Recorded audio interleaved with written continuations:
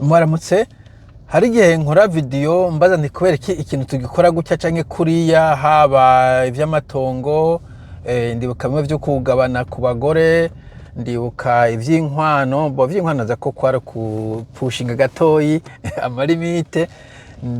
Ejo bundi navuze video kujanye n'irya ndamukanya ngo twarahebanye, abantu ngo niwo muco niko karanga ngo nta kundi biri bugende.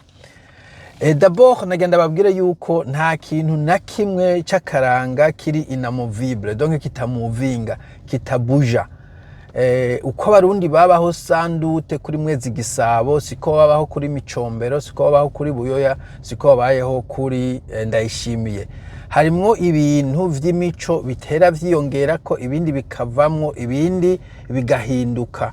Vyiyongereyemo nshatse kuvuga nk'ubu batanguye ndaze kuri Mwezi Gisabo nta muntu ya celebratinga ntuzeye nka birthday anniversaire yabo ya mariage yabo iyo kuvuka, kuko nta n'amadate bari baze. Mugabo ubu batanguye kubicelebratinga mu myaka nka 30 izo biri muri culture y'abarundi. Umuntu atakibukiyo vyatanguriye avuga ngo niwo muco w'ikirundi kandi atari umuco w'ikirundi. Umva ico ni nk'ikintu ciyongereyeko. Ivyavuyemo ni vyinshi, nta muntu acambaza kiranga, bo kumbure hacayo nka babiri, nta muntu agiterekera, bo hacayo nk'abangaye baterekera.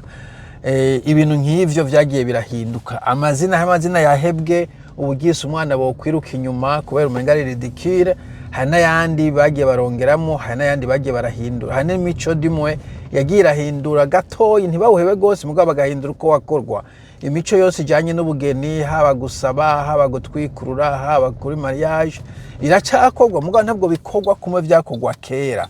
Urumva ndibuka kera umwana avutse hari ibintu bita guhekura ugweyo, bakagenda ahantu abakecuru bakaza, sanganira mama, sanganira inabibondo, mama sanganira. Okay, ndaberetse ko nshaje. Ivyo nabanye n'amaso wanje ubu nta bikihari ndibaza. Omwe mu miji mwana za koze biko biravamo. Dore nta muco uhari uvuga ngo iki ngo ntigomba guhinduka, kirahinduka rimwe kubera ntuzeye abantu bicaye collectivement, ntabwo bicara mugabo abantu babona ko umuco ntukibereye. Nk'imico y'uku tanka vy'icami canke mu bihugu bimwe usanga kera barashobora gutanga sacrifice, ikimazi c'umuntu muzima bona bakamwica. Nk'ivyo urumva kumbura abantu barice bararabate kumbura iyo culture ukuri kose canke iyo religion nziza barayiheba. Ibindi bavuga ati kumbura ivyo kwari kutamenya sepa nk'ibintu vyo ari nk'umuco wasaba ko umuntu nkwanywa nk'amaganga y'inka nk'akaroro, abaganga bavuga ati kumbura ivyo si vyiza ku mubiri w'umwana w'umuntu bakabihagarika. Nk'akaroro nka circoncision muri South Africa, abaganga benshi bavuga ko bakwiye kuyihagarika. Uburyo bayikora guca mu ishamba bagatwara igicupa bagakerera, ugasanga barabihevye canke barahinduye kugira bagira plus sanitaire. Imico done kuvuga ko igendire evoluer selon ama besoin, peut-être science ya evoluer, mindset ya evoluer, influence yandi ma culture. Nta kintu na kimwe kiri ngaho kiri fixe kizokwamaho camaho. So kugira bihinduke rero abantu batangura kubona ibintu bidatomoye muri iyo culture runaka, nk'ivyo navuze nyene. So nta kibuza kushe kuraba culture uzi ko yari yakera cyane nk'ivyo vy'amatongo nyene, ukavuga uti bon tiko turaraba turona ko bimye umukobwa baba murenganije. Ibishobora no kuva kandi ko structure ya societe ikirahinduka. Societe za kera buri umugabo yubaka iruhande y'inzu ya se, none ubusiko bimeze n'abahungu baratitongo bakagenda kubakiyo. Ikindi buri mukobwa yagomba kurongorwa omwe novuga ko par convention. Ubu hari abakobwa bashima kuguma ari abasingo pour une raison. Tubavuga uti bona setiri kirahinduka. Kera uvuze propriété wawe uvuze itongo, ubu ushoboye kubuvuga amafaranga ari muri banki, ushoboye kuvuga amaromoro kaja kuzana igitoro Dar es Salaam.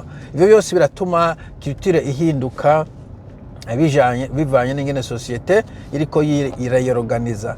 So nta kibuza rero gukestiona culture tuzi, ukavuga uti ibi bintu nubwo tubikora ubiyesi vyiza vy'amatari vyiza nk'ivyo vyo gutanga ikimazi ku muntu canke aho isigeze ubu ntabwo biri moderne, ntabwo biri compatible nk'ivyo nyene vyo kugira ngo uno munsi muje gusaba hanyuma indwi iheze mugende gusaburura, indwi ikurikira habe mariage, hanyuma iyindi kwa inaruko, hanyuma iyindi. Ubu ukubera usanga umuntu ari Bujumbura afise mu vyara wakora mu Cibitoki, uwundi ari muri Belgique, kugira ngo abantu batumire uko iyo minsi izabo uratumira mugenda hariya ntavyo muvamo ugasanga uwo munsi murayiteranije mugiriye hamwe canke imwe murayihojeje. Ivyo ni ibintu très normal ko culture mugenda murayimania pour satisfaire à vos besoins, kuko umva culture simwe siyibaganza ni muyiganza. Ikintu cyose mukora n'ubwo societe ikore neza, ikintu ubonye gituma societe akora neza nta kibuza ko mucortaringa mugihindura mugihagarika. Hari na culture kwanza ubona amategeko yakuyeho, none kuragira inka ntiyari culture, kugisha ntiyari culture. Mugabo leta ya DDS ndayikondanye yarize kuri kino ntabwo ngo kwikondana, mugabo yarize iravuga ati bo kumbore kuzana inka kugatumba taraki wawe si vyiza, kumbore je no sais pas ngene bavyumviriyemo.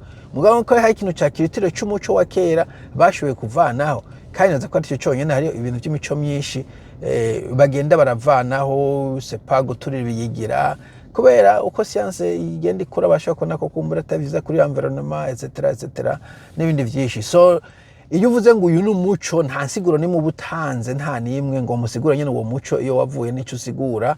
Iyo uzi ngo akanakaranga nta nsiguro ni mu butanze, mankene kumenya akakaranga kubera iki dufise uyu muco, kubera iki dufise ako karanga. Sino nta uri urarepeta ikintu naje nabivuze nzi ko ari umuco, atari umuco ntacyo nako kivuga ko ari ikintu gikora umuntu mu canke babiri bon vuga n'abantu nyene bari anormale kumbure bafise ikibazo runaka. Mugabo jewe nvuga ico kintu twese twumvikanye kumenya niko kigomba gukorwa, kandi tubona yuko kidatomoye, kandi tubona yuko kidahuye na ta moderne. Encore une fois ndabibutse ko culture vuga ngo atayakaranga, nta culture nimwe iri fixed. Abantu muze histoire twarize ama societe azteke muri Latin America, ugiye nta nayo wabona. Twarize empire y'aba Egypte, aba Egyptiens, royaume de l'Egypte y'aba farao. Ubu nta mufarao kihari, kandi ugiye Egypte ntabwo usanga isa na Egypte wize mu gitabo. Hari ama royaume ya disparesheje n'ama empire, Rome n'indimi ziragenda Kilatini n'izindi ndimi. Nta culture ya Rome ugiye nko mu Butaliyano ntabwo ikihari. Mu Bufaransa ufashe culture yo kuri Sepa Louis XIV na culture y'ubu nta naho bihuriye. Mu Bwongereza niko kuko ugiye Sepa Elizabeth wa mbere n'ubu. Donc nta societe uvuga ngo ibi niko vyamye ngo niko bigomba kumera ngo that it is what it is. Ivyo c'est impossible deja, nubwo ubishaka none ntibinashoboka. Isigo force ko wavansa, kandi kenshi na kenshi ugiye no kuresista usanga wasigaye inyuma. Nico ndashaka kuvuga, ntagiye umuntu asozwa kuvuga ngo numuco ni culture, ça c'est pas une explication, no kunsigura exactement nabaje exactement uwo muco iyi culture mubibona gute yaba itariko yari imeze, kubera maze kubona ikintu kumbure kitagororotse d'après mon observation cyaye kumbura hani nagenze sanga uwo muco ntawo ofise kandi sanga naco bitwaye. Sawa, mugira umunsi mwiza, bye bye.